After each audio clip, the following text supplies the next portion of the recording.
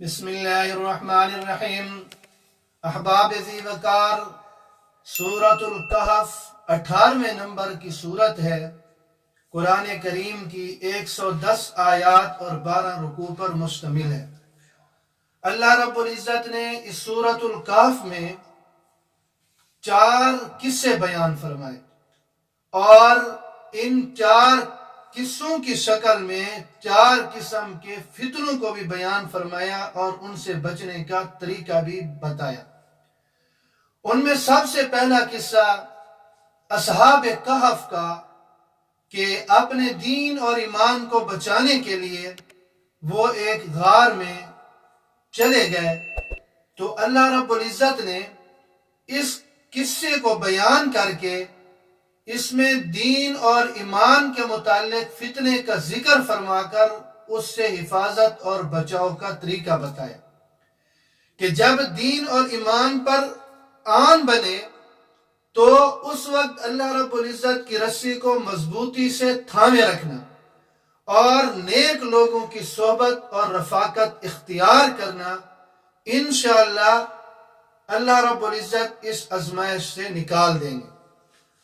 اور دوسرا، مال کے فتنے میں مبتلا شخص کا اللہ رب العزت نے قصہ ذکر فرمایا کہ جس کے 2 باغ تھے اور اس کو اپنے ان 2 باغوں پر بڑا گھمنڈ تھا کہ میرے پاس اتنا مال و دولت ہے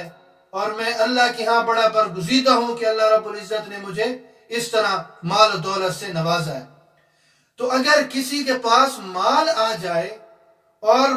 مال کے فتنے میں وہ مبتلا ہونے لگے تو اللہ رب العزت نے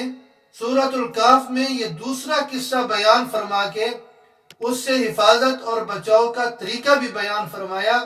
کہ انسان اس دنیا کی حقیقت کو جانے پہچانے کہ یہ بہت معمولی اور حقیر شے ہے، آخرت کے مقابلے میں اس کی کوئی وقعت اور کوئی حیثیت نہیں ہے۔ اور تیسرا قصہ اللہ رب العزت نے اس شخص کے لیے بیان فرمایا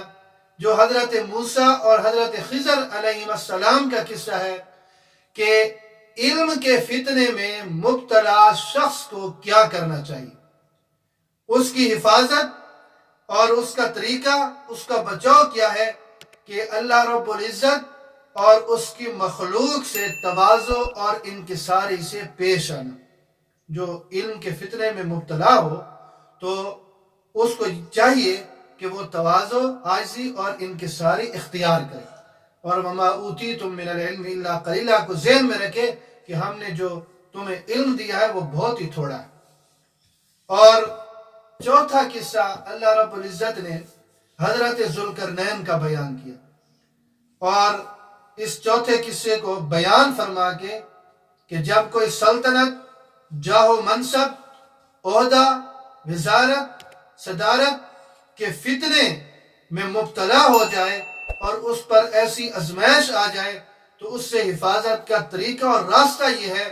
کہ انسان اللہ رب العزت کی خاطر اخلاص کو اپنائے اور یہ یقین رکھے کہ ایک دن یہ سب ختم ہو جائے گا۔ اگر یہ حکومت اور سلطنت کسی کو ہمیشہ کے لیے ملنی ہوتی تو آج اسے نہ ملی ہوتی، کہ یہ جو یہاں تک پہنچی ہے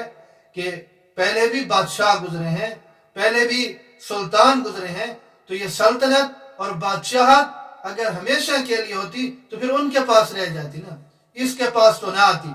تو اس لیے اللہ رب العزت نے سلطنت، جاہ و منصب، عہدہ کے فتنے سے حفاظت کا طریقہ یہ بیان فرمایا۔ تو اللہ رب العزت نے سورۃ الکہف میں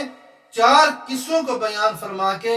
4 قسم کے فتنوں سے حفاظت اور اس سے بچاؤ کہ ان فتنوں سے آدمی کیسے بچ سکتا ہے، اس کو بیان فرمایا۔